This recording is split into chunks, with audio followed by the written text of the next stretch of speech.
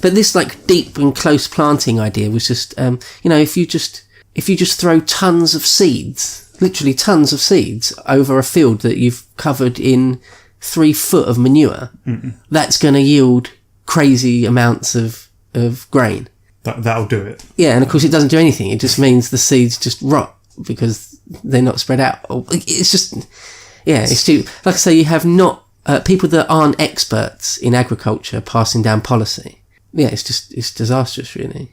I heard of one story, it's just a one-off story, but it's so absurd, it is almost like cartoonish, where the party told some villagers or a massive commune or whatever to dig really deep, almost like swimming pool sized holes, fill it with manure and fill it with tons of seed, and then pour like feet worth of seeds on top of that, and that will be like a Sputnik field where you get crazy yields, and and you can imagine that the actual farmers, the actual people, the peasants at the bottom that were doing it, knew that's crazy.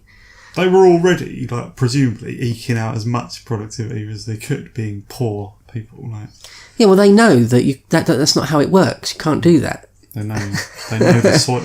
And yet they're just forced to, because there was this flag system, you see, where the commune, like the villages or the communes were given flags. You got a red flag if you'd done well and the party was pleased with you, and I think you got a grey flag if you were if they were just about happy with you, and you got a white flag if you were, counter-revolutionary, or you're just not working hard enough. And they were just terrified of these flag systems. And the people at the very, very top, including Mao himself, wanted to believe it when reports come up from the bottom saying, oh, we can produce loads and loads and loads of grain. So much so that they thought there would be a surplus. They were pretty convinced there would be a massive surplus. Because, after all, they did believe in communism, and they believed that this was what it took, right? Yeah. And at this point, there wasn't sort of 1957, 58, there wasn't clear evidence, certainly not if you were sort of in your compound in Beijing, that there was going to be a human catastrophe. And they had the reasonable success of the little leap forward already under their belt, right? Yeah. But it's about this time as well, as the Great Leap Forward really kicks off, that Sino-Russian relations begin to really fall apart. There's the famous Sino-Russian split. Khrushchev and Mao didn't like each other, as I've mentioned earlier. Didn't see eye to eye. It was triggered off by Khrushchev's secret speech, right? Which secret speech? Where he denounced a lot about Stalin.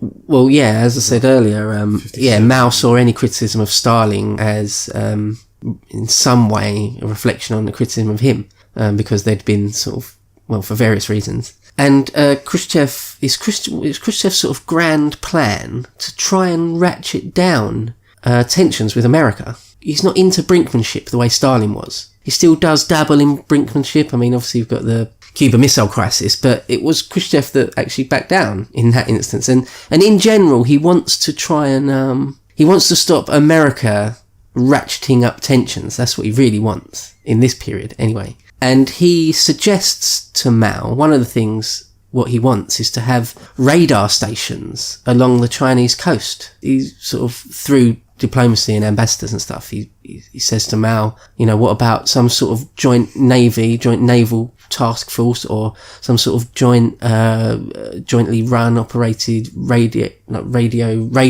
stations down the Chinese coast, that sort of thing. Which you would think would be like naval cooperation. You'd think would be beneficial for China, because it was no sort of naval power there. Oh no, yeah, that's right, yeah. But Mao's maddened by that. he hates that. That's just like a slap in the face to him. That's like going back to the century of humiliation sort of stuff in Mao's mind. It's not a strategically good idea, but Mao doesn't like the idea. He thinks he's a bit paranoid, and he thinks that it's just part of a Soviet scheme to just control China. Sort of Soviet imperialism. Yeah, exactly. Especially as he already thinks that Khrushchev's a revisionist. Yeah. So that idea goes down badly with Mao and the Chinese. Jumping ahead a little bit, because I'm going to go back to the actual Great Leap Forward, but just talking about sort of international relations now. Khrushchev actually comes over to Beijing, I think it's in 1960, sort of secretly, or semi-secretly, to try and talk to Mao about stuff and ratcheting down tensions and things. Well, it just gets much worse, right? Yeah. Well, Mao treats him like a chump. And they end up insulting each other directly and stuff, don't they? Yeah, well, so Mao doesn't like meet him at the airport or anything, because it was in 1957 that Mao went to Moscow and was treated as a dignitary, like the highest possible dignitary. And when Khrushchev comes to Beijing, Mao doesn't meet him, and well, they famously have a meeting by a swimming pool. Mao loved to swim his whole life. That was one of his things, that he did actually love to go swimming. Mao just has a reception with Khrushchev by his swimming pool, and Mao's just swimming around, and Khrushchev can't swim. Never learnt to swim, and so he's sort of paddling around in the shallow end with like a swimming ring on. What are they called? A life preserver, whatever. And in the end just sits by the side, just dangling his legs in, and Mao's just swimming up and down, like just talking down to him, giving him a bit of a lecture. And it's a funny image, and the translators are sort of desperately trying to sort of make it sound not as patronising. And yeah, Mao treats Khrushchev really badly, and Khrushchev goes away without any of the things he wanted from Mao, and is furious. And that is really where the split really happens in any like real concrete way. From then on, sort of Khrushchev just takes away loads of aid and experts and things. At this point? Yeah, it's not immediately, but yeah. Right. It's from then on. And is the Vietnam conflict becoming a thing at this point as well? Well, not yet. No. It's 65 to 75 nominally is Vietnam. I mean, loads of shit was happening before that. Yeah, there's all sorts of stuff that's been going on since the war, since World War II. Yeah. But the American Vietnam War is nominally from 65 to 75. But they were well in there by 63. But I'm talking about 1958 here. The French had were the French? I think the French were out by this point, because I can't remember exactly the dates on that. No, because obviously Vietnam, Ho Chi Minh was a Stalinist rather than a Maoist, and the Soviet Union was supplying Vietnam from a certain time, and they sent supplies through China, and I've heard that the Chinese just stole as much as they could get away with, which also helped damage relations between the two. Yeah. And damage relations between China and Vietnam as well. Yeah, China just take as much as they can, or Mao takes as much as he possibly can from Russia, and is contemptuous of them at the same time.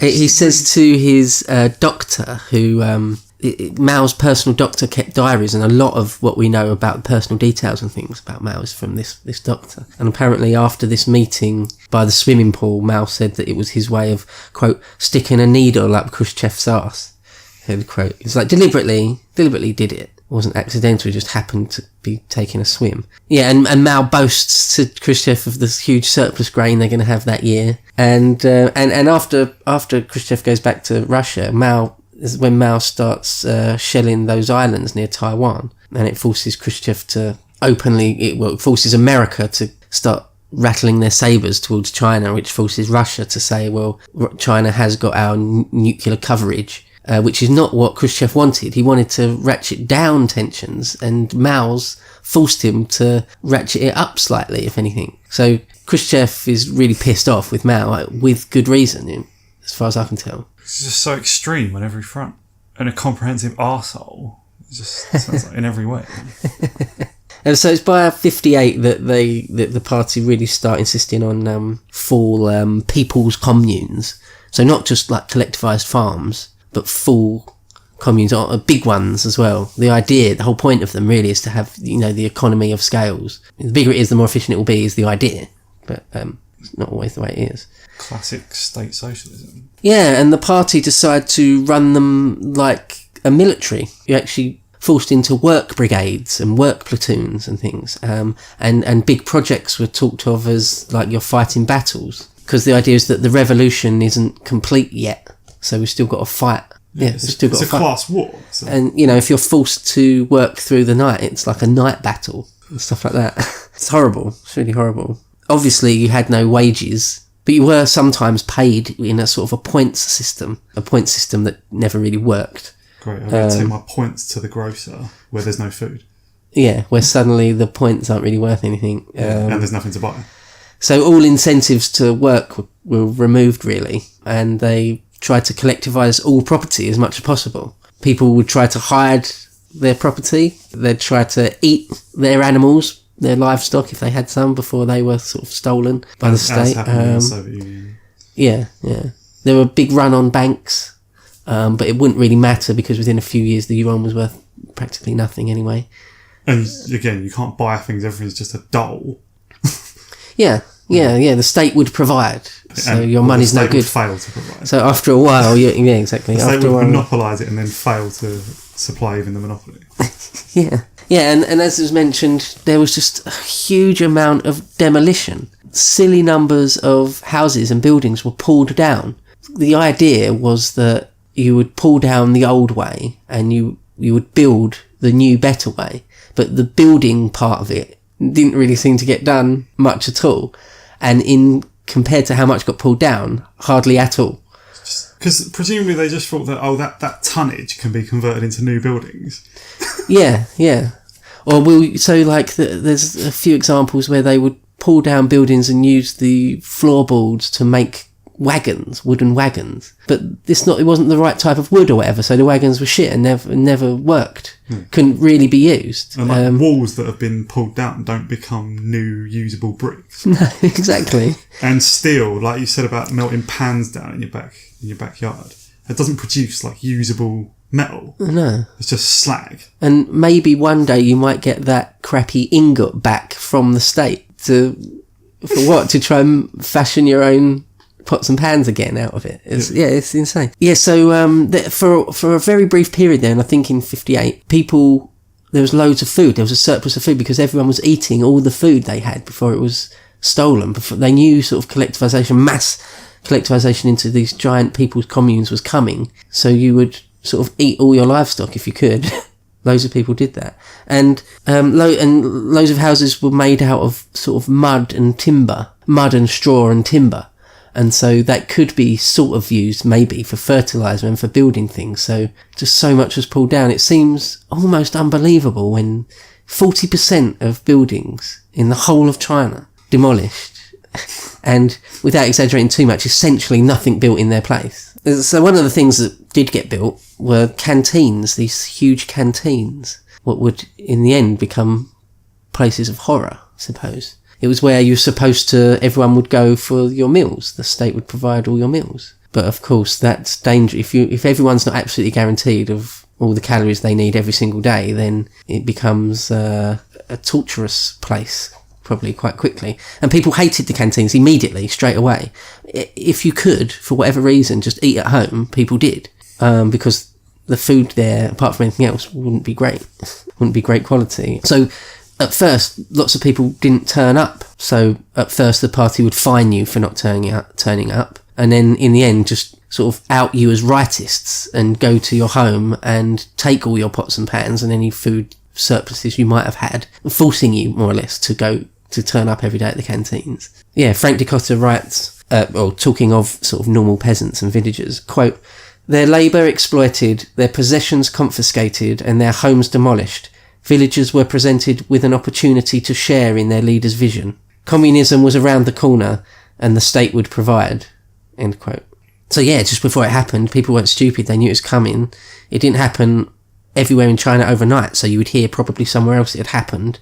And it was going to happen where you were soon. So people just stuffed themselves. And Mao thought, at the completely end of the spectrum, Mao thought there would be huge surpluses. So he even said in slogans and things, "Fill your bellies. Even 5 meals a day is okay." So yeah, almost straight away in the Great Leap Forward, the disparity between reality and what was going on in the minds of the leaders is just worlds apart. And then of course there's the steel fever.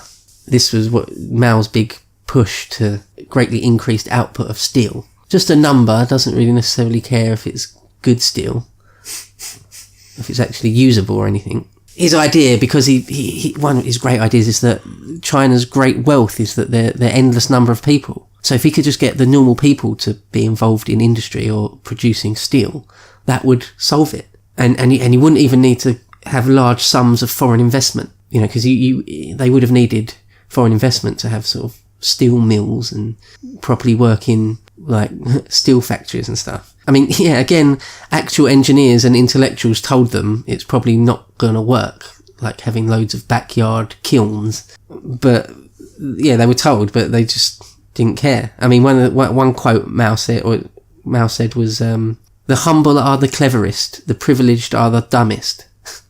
End quote. I think that's a quote in relation to when he was told that these backyard furnaces probably aren't the answer. He just said that, and he just believes that the zeal and the will of the people will see them through. Yeah, yeah. That if your sort of ideological consciousness is correct, it's such a dangerous, you'll be able to achieve almost anything.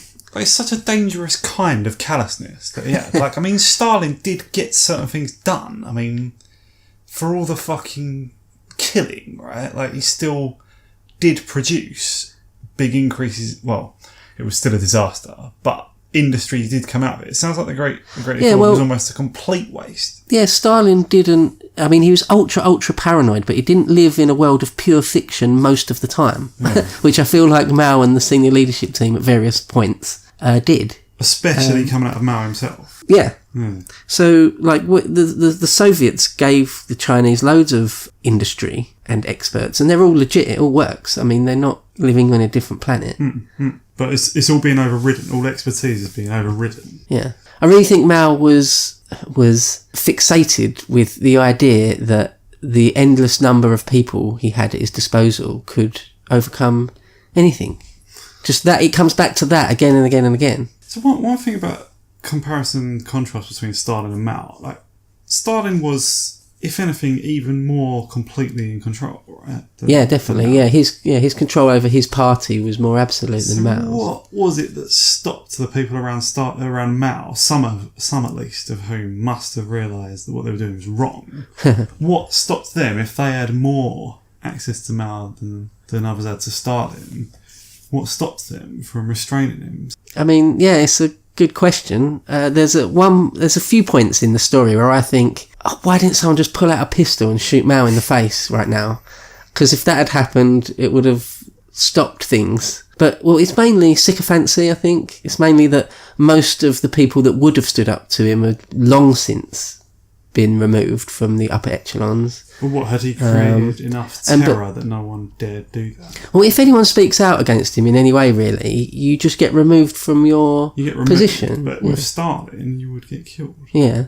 So why were people... I mean, because I think in Stalin's case, people did try and undermine him. But, like, there were plots here and there against him. Like, you know, people always say Stalin was paranoid, and of course he was, but there was people trying to undermine him and resist him and sabotage him, but he just created enough terror that no one dared do it. But with Mao, like, it sounds like there was more open dissent relatively around him. Well, not really. Or that there could have been, sorry. Yeah. But there wasn't, yeah. Well, as the Great Leap Forward comes to an end, we see Mao's authority sort of becoming less absolute. And we'll see exactly how that goes. But the thing is, it's like any party, really. Like even just a normal political party in modern Britain. If you're not more or less completely in line with the PM or the leader of your party, you're not going to get in cabinet. It's just as simple as that. So you have to be a sycophant to a fairly large degree. And under Mao, you'd have to be almost a complete sycophant. So that's how it works. You're not murdered like under Stalinism, but you're just not in the room anymore, and that's all it takes. You just, You would just think that the human cost would have affected some of them. Well, it did. It did some. It affects Mao at one point as well, even. Well, there's a suggestion that it does. So anyway. With him, did it maybe get to a certain point where he was regretting what he was doing, but he just thought the only way out of this for me is to... I don't know. You can only really... That's only really conjecture, isn't it? What went on in Mao's mind, but... Because you say news of the disaster was, at least some of it, was reaching him. Yeah, and eventually it did, yeah. But he ploughed on after that. Yeah. And of course never showed any contrition for any of it. Not really, no. Not in public at all. Certainly not in public, no. But just going back to the steel drive, Dicotta writes this on it, quote, "The real benchmark was steel. Here was material worthy to stand for socialism. Hard, shiny, industrial, modern and working class. Stalin stood for a man of steel, ready to smash all the enemies of revolution to smithereens. Smoking factory stacks, whirring machine tools, the hooting of factory whistles, towering blast furnaces glowing a deep red with fire. These were the consecrated images of a socialist modernity. Alexei Gustav, the worker poet, wrote, "We grow out of iron, as man coalesced with iron in a fusion announcing a world in which machine became man and man became a machine." This is Dicotta again. "Steel was the sacred ingredient in the alchemy of socialism. The amount of steel produced was a magic figure, recited with religious fervour in socialist countries. Steel output magically distilled all the complex dimensions of human activity into a single precise figure that indicated where that country stood on the scale of evolution. Mao may not have been an expert on industry, but he seemed able to rattle off the steel output of virtually every country at the drop of a hat. He was possessed by steel. And overtaking Britain increasingly meant outstripping its annual steel production. Steel was the prime mover in the escalation of targets, and he pushed hard to have its output increased." End quote. And so from then on, going on into sort of 1959, 1960, the targets just go really crazy, like really insane. Like I say, the point where they start thinking that an individual hectare can produce 200, 250 tons of wheat or something. It's like, just think about it for a split second. That's absurd, you know? Yeah, and the whole backyard furnace thing goes crazy. They send out party officials to whip up the local bosses, to whip up the people for like this huge steel drive. Basically, the way they looked at it was everyone was a soldier in this campaign. Everyone. And it was mad in the cities too, right? I mean, because I heard some Soviet guy saying that he was in Shanghai like during this, and he said there's just fires all over the city, people trying to make steel, like almost in every house. Yeah, it's funny you should say that. I've heard it described by a couple of different people as like the night sky, especially in rural areas where it's completely dark. Yeah, the night sky is just lit up by just dozens or hundreds of fires, or these furnaces, these sort of makeshift crappy blast furnaces. Part of the problem is that you need shitloads of fuel. If you want to melt down sort of iron ore or melt down just iron things, you need a really, really hot fire for quite a long time, which if you do it all by hand, it's, you know, really labour intensive, and you need loads of fuel, wood mainly, but to the point where if you do it on a small scale, it's not efficient at all. It's not efficient at all. And also if you're just some chump, like, you ain't a steel maker. Oh yeah, it actually, to make steel, not that I know a great deal about it, but I know enough that there's a real process. There's a real process to it. You can't just jump in and start melting down iron things over a hot fire and expect to make steel. To make good quality. Well, nowadays there's loads and loads of different qualities of steel, isn't there? Loads. There's like whole grades of how good the steel is, but to have it actually any sort of quality, you can actually use it in a building. That's hard. You can't just. It's advanced technology. Yeah, a normal person can't just do it. You need some training. You need to know what you're doing. For making girders and stuff. Yeah, exactly. If you're going to make a girder, and if that girder fails, the whole 20-story building might fall down or something. Yeah. And it's all got to be really regular. It's not like just what you It's got to be perfectly regular, yeah. Pans together. Yeah, it's crazy. They think there might have been as many as 500,000 of these furnaces built across China. Dicotta says China was bathed in fire. But the militias, these party militias that had been formed, or at least beefed up in the last couple of years, just forced people to do it. So you had no choice. Even if you understood for whatever reason that this wouldn't really work, you were still forced into it. And also, everybody needs to be doing other things, and they're being forced to do this rubbish instead. Like, they need to be trying to survive anyway. They've already got hard life, and then they're just forced to do all this stupid, mad. They need to be working the rice paddies or whatever. Otherwise, everyone's going to starve. The sometimes acerbic Frank Dicotta writes this quote: "In the end, the leadership got its record, although much of it was slag, unwashed ore, or mere statistical invention. Iron ingots from rural communes accumulated everywhere, too small and brittle to be used in modern rolling mills." End quote. So it's completely pointless. Yung Chang says it was just a waste of time, just simple as that. It's just a waste of everyone's time and energy and money. And more than that, all the fuel that was used, all the agricultural implements, they actually melted down a lot of their agricultural tools they would have they will need. Yeah, as well as their own pots and pans, and it was just silly. Yeah, so in the end, not even a third of it could ever be used remotely, let alone in high quality projects. And the effective price of producing it was exorbitant.